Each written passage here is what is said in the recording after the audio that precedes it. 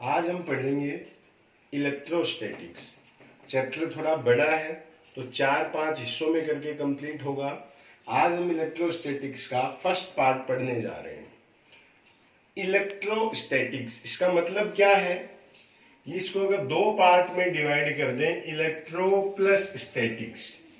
Electro से मतलब हम ले सकते हैं किसी चार्ज से, दिस इज चार्ज, और स्टैटिक्स मतलब जब चार्ज स्टेशनरी पोजीशन में है, मतलब जब चार्ज हिल नहीं रहा है। तो अगर कोई चार्ज, मान लो चार्ज को लिख दें Q से, स्टेशनरी पोजीशन में है, रखा हुआ है अपनी जगह, ये लो, इसके चारों तरफ के फील्ड में, एनवायरनमेंट में जो कुछ हो रहा है उसको एनालाइज करना इलेक्ट्रोस्टैटिक्स है।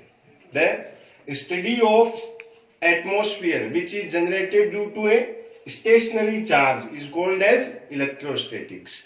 अगर कोई चार्ज किसी एक पोजीशन पे रखा है तो इसके एनवायरनमेंट में जो कुछ हो रहा है उसको पढ़ना क्या है, इलेक्ट्रोस्टैटिक्स। यहां जो इनिशियली वर्ड आया है चार्ज, ये क्या है? मान लो ये दो दोस्त हैं, किसी बात पे दोनों का झगड़ा होता है। अब मान लो इसने इसको 2 थप्पड़ रख दिए, लेकिन झगड़ा यहीं खत्म हो गया। कुछ देर बाद ये तीसरा दोस्त इसके पास आता है और आकर इसको चार्ज देना शुरू करता है। आके इसको बोलता है बस खाली। कुछ देर कंटिन्यू इसको चार्ज देने के बाद ये वापस उठता है और इसको 2 रख देता है। तो क्या हुआ चार्ज देने से? ये जो न्यूट्रल बॉडी थी, जो झगड़ा खत्म करके आसानी से बैठ गई थी, इसने फिर से झगड़ा शुरू किया। तो चार्ज क्या है? Charge is anything which makes active a neutral thing. Charge वो चीज है जो एक न्यूट्रल बॉडी को एक्टिव कर देती है। क्या कह सकते हैं? Charge is anything which makes active a neutral thing, that is charge। तो इस चैप्टर में हम एक बेसिक चार्ज लेंगे, कैसे इसको जनरेट किया जाता है, क्या ये अपने चारों तरफ जनरेट करता है, उन सब चीजों का एनालिसिस करेंगे। और उस चैप्टर का नाम क्या है? इलेक्ट्रोस्टैटिक्स। अब जो अपना फर्स्ट फोकस था वो ये था कि चार्ज क्या है। तो हमने क्या definition the? Charge is anything which makes active a neutral thing. Charge वो है जो किसी न्यूट्रल बॉडी को एक्टिव कर देता है। अब पहला क्वेश्चन ये उठता है कि चार्ज को जनरेट कैसे किया गया, कहां से हम चार्ज को लेकर आए हैं। तो फर्स्ट क्वेश्चन जो है, how to create charge, charge generate किस तरह से किया गया है। तो इस सवाल का जवाब है, फर्स्ट प्रोसेस इसका होता है बाय फ्रिक्शन। फ्रिक्शन से किस तरह से? एक छोटा एग्जांपल हम देखते थे कि एक स्केल है, अगर इसको कुछ देर सिर में रब करके छोटे कागज के टुकड़ों के पास में लेके आए तो ये टुकड़े इस स्केल से अट्रैक्ट होने लगते हैं। रीजन ये है कि जब इस स्केल को बालों में रब करते हैं तो ये चार्ज इसके ऊपर आ जाता है। इसकी वजह से ये स्केल इन कागज के टुकड़ों को अट्रैक्ट करने लगता है। फ्रिक्शन का एग्जांपल हम क्या दे सकते हैं? Scale and small papers. इसके बारे में कुछ ज्यादा फोकस करने की जरूरत इसलिए नहीं है क्योंकि नॉर्मली इससे किसी तरह का सवाल नहीं आता है। अगर हो तो आप एक बार एनसीईआरटी से इसकी रीडिंग लगा ले, बहुत है।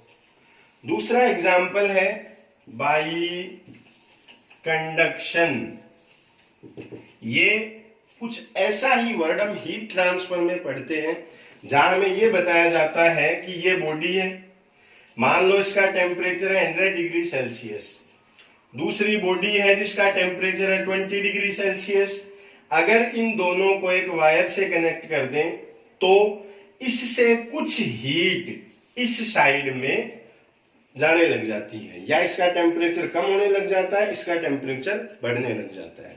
कुछ इसी तरह से अगर एक बॉडी है, इस पे चार्ज है Q, पॉजिटिव ले सकते हैं, नेगेटिव ले सकते हैं, मान लो कैसा भी चार्ज है इस पे Q, इसके पास अगर किसी न्यूट्रल बॉडी को लेकर आए तो इससे कुछ चार्ज इस पे जाने लग जाएगा। हमारा सवाल क्या था, हाउ टू क्रिएट चार्ज। ये न्यूट्रल बॉडी है, अगर इसको एक वायर से कनेक्ट कर देंगे तो इसका कुछ चार्ज इस न्यूट्रल बॉडी के ऊपर जाने लग जाएगा। मतलब अगर चार्ज नहीं है तो भी जाएगा, और अगर चार्ज है तो भी दोनों के बीच में कुछ चार्ज रीडिस्ट्रीब्यूशन प्रोसेस होगा। कितना होगा, कब तक होगा, इसको अब हम आगे एक्सप्लेन करते हैं।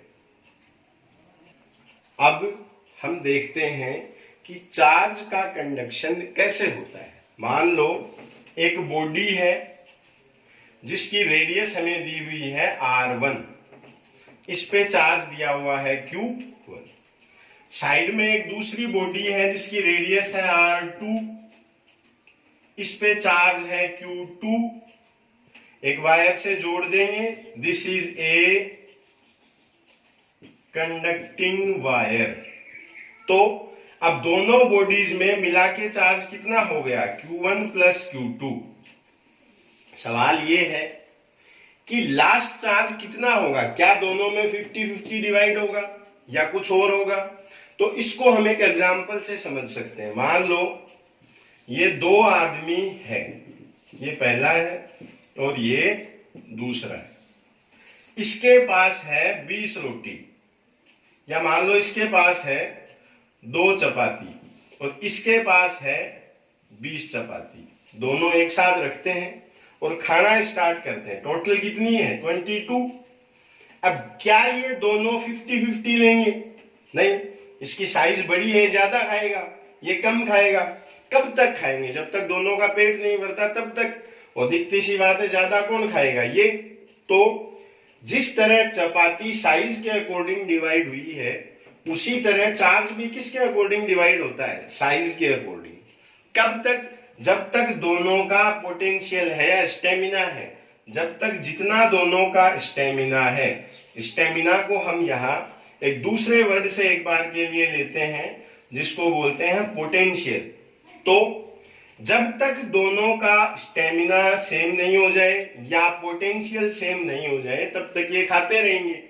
तो यूं ही ये charge redistribution will happen till they get same potential. जब तक दोनों का पोटेंशियल क्या नहीं हो जाता, सेम। मान लो टोटल चार्ज को हम लिख देते हैं Q से। फाइनली जो चार्ज है वो हम R1 बॉडी का ले लेते हैं Q1 डैश और दूसरी बॉडी का ले लेते हैं Q2 डैश। तो जो Q1 डैश होगा वो होगा R1 by R1 plus R2 into Q। Q क्या है, कंप्लीट चार्ज दोनों का ऐड करने के बाद। R1 क्या है, फर्स्ट बॉडी की रेडियस, R2 क्या है, सेकेंड की। और यूं ही जो दूसरी बॉडी का फाइनल चार्ज होगा वो होगा R2 by R1 plus R2 into Q। दूसरी की साइज के अकॉर्डिंग दूसरी पे होगा और पहली की साइज के अकॉर्डिंग पहली पे होगा।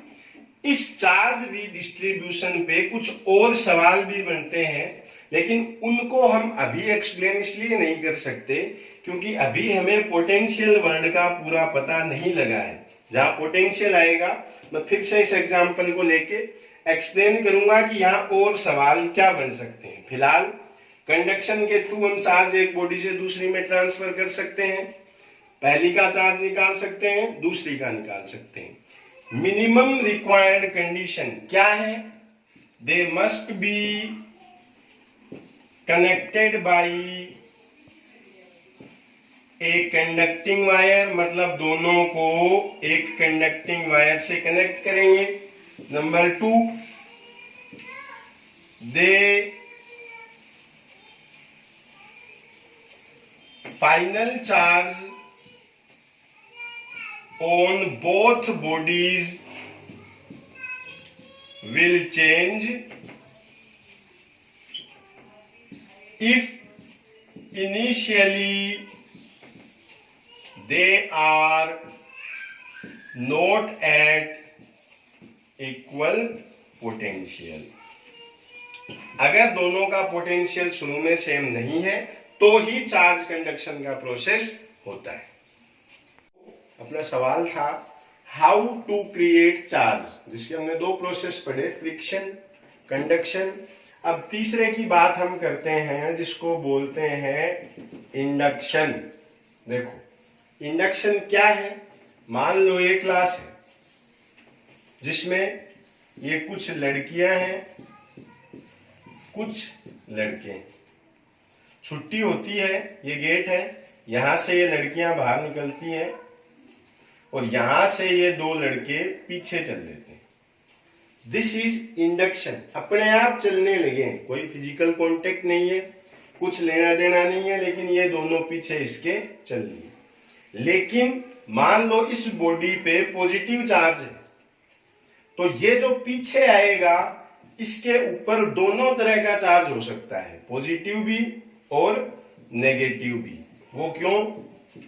देखो अगर साथ वाला इसको बोलता है कि पीछे कोई आ रहा है, टीचर है या कोई और है, पेरेंट्स है, तो ये जो नेगेटिव चार्ज है इसके पूरे की अर्थिंग हो जाएगी और इस पे सिर्फ बचेगा पॉजिटिव चार्ज। ये पॉजिटिव है, रिपेल होगा, रास्ता बदल के चला जाएगा। अगर इसको बोलता है साथ वाला कि पीछे कोई नहीं है तो पॉजिटिव गायब हो जाएगा, यहां से अर्थिंग हो गई और इस बॉडी के ऊपर कैसा चार्ज आ गया, ये लो नेगेटिव, अट्रैक्शन होगा और पीछे पीछे चल देगा। तो इंडक्शन क्या है? ये बॉडी है जिसपे पॉजिटिव चार्ज है, ये पॉजिटिव चार्ज है, ये कोई न्यूट्रल बॉडी है, इसके पास में आती है तो इसके पास वाली सरफेस पे नेगेटिव चार्ज, जबकि दूर की सरफेस पे पॉजिटिव चार्ज आ जाता है। अब अगर इसकी इस साइड से अर्थिंग कर दें तब तो बॉडी पे सिर्फ कैसा चार्ज बच जाता है, पॉजिटिव, और अगर इसका इस साइड से अर्थिंग कर दें तो बॉडी पे कैसा चार्ज बचता है, नेगेटिव। इसमें पहली चीज क्या है, नो फिजिकल कांटेक्ट नेसेसरी, दोनों का टच होना जरूरी नहीं, नेसेसरी। दूसरा, क्या इसने इसको इफेक्ट किया है, नहीं, मतलब इस बॉडी का चार्ज चेंज नहीं होगा, तो charge of man body will not change. अब सवाल ये आता है कि ये पूरा सिस्टम किस चीज पे डिपेंड करता है, मतलब इंडक्शन का रीजन क्या है। देखो इंडक्शन क्यों हुआ, ये क्यों लड़के पीछे चले, किसके पीछे, इसके पीछे, तो इंडक्शन डिपेंड करता है बॉडी के ऊपर या मीडियम के ऊपर। किस तरह से? इंडक्शन डिपेंड किस चीज पे करता है, देखो मान लो ये एक बॉडी है, ये दूसरी बॉडी, या हम ये मान लें अभी का जो अपना एग्जाम्पल था कि ये दोनों लड़के इसके पीछे चलते हैं, तो इसके हम दो केस लेते हैं। मान लो ये अफ्रीकन है या ये रशियन है, तो किस केस में पीछे चलने की प्रोबेबिलिटी ज्यादा होगी, इस केस में, इस केस में कम है। मतलब सब कुछ डिपेंड किस पे है, इस पे, ये कितना चार्ज इस पे जनरेट करवाता है, इस चीज पे डिपेंड करेगा।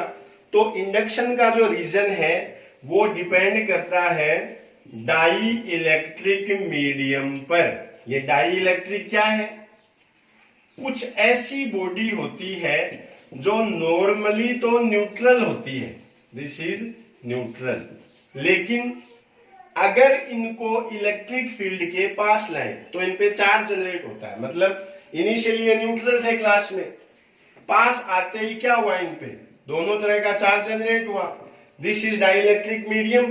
तो लेकिन but when they comes in electric field they becomes polarized, मतलब इन पे दोनों तरह का चार्ज जनरेट हो जाता है। इस डाई इलेक्ट्रिक मीडियम का जो स्ट्रेंथ है उसको शो करते हैं डाई इलेक्ट्रिक स्ट्रेंथ से, और इसको लिखते हैं K से। तो मान लो इस बॉडी पे चार्ज है Q और इस पे जो इंड्यूस हुआ वो है Q डैश, तो जो Q डैश का फॉर्मूला है वो लेंगे Q into 1 minus 1 by K। Q क्या है? चार्ज ऑफ मेन बॉडी, 1 है 1, 1 है 1, और K क्या है? Dielectric strength of medium. इस K की वैल्यू नॉर्मली मेटल्स के केस में इनफाइनाइट होती है। तो हम ये कह सकते हैं कि चार्ज जनरेट करने के 3 तरीके हो गए हमारे पास। क्या क्या? फर्स्ट था जो हमने पढ़ा फ्रिक्शन, सेकंड जो हमने पढ़ा वो था कंडक्शन, और थर्ड क्या हो गया अभी? इंडक्शन। कुछ और भी तरीके हैं जिनसे हम चार्ज जनरेट कर सकते हैं। जैसे अगर हम छोटी क्लासेस में पढ़ते थे कि किसी बॉडी से इलेक्ट्रॉन रिमूव करवा दिए जाए तो बॉडी पॉजिटिवली चार्ज हो जाती है। ये लो, अगर इलेक्ट्रॉन बाहर आ गया तो पॉजिटिव, जबकि अगर इलेक्ट्रॉन दे दें तो बॉडी कैसी हो जाती है? पॉजिटिव की जगह पे नेगेटिव। बेसिकली मेन जो मेथड है वो ये 3 है, फ्रिक्शन, कंडक्शन और इंडक्शन।